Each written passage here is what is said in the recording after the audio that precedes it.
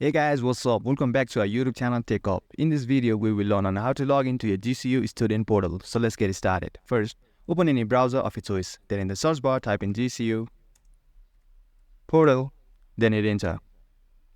Then tap on the website having URL at gcuportal.gcu.edu. In my case, it's the first one.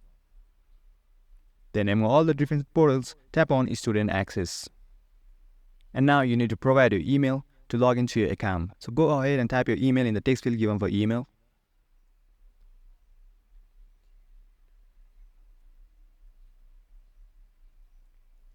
Then tap on the next button and you need to provide your password to log into your account. So go ahead and provide your password, then hit the next button. And you will be successfully logged into your account if you got your credentials correct. And guys, that was it. I hope this video was helpful for you. Give this video a thumbs up if it was. And subscribe to our channel TechUp for more contents like this. Feel free to drop any of your queries in the comment section below. I will be happy to help.